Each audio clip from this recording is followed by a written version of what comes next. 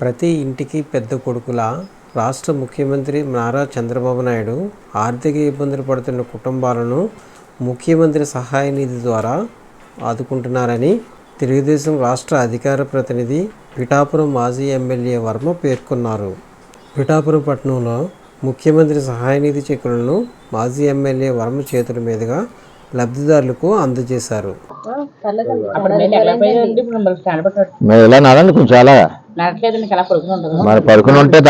గౌరవ ముఖ్యమంత్రి చంద్రబాబు నాయుడు గారు ఈరోజు ముఖ్యమంత్రి సహాయ నిధి నుంచి పిఠాపురం సంబంధించిన చెక్కా బాలరాజు గారు, జలమంచులు సూర్యకాంతం గారు, కోన దుర్గ గారు, కోరపాటి గంగ గారు, గౌతు లక్ష్మీ గణపతి గారు, ఎరువుల అచ్చియమ్మ గారు, కొమ్మనాపల్లి రామకృష్ణ గారు వీరందరికీ కలిసి 4 లక్షల రూపాయలు ముఖ్యమంత్రి సహాయ నిధి నుంచి ఇవ్వడం జరిగింది.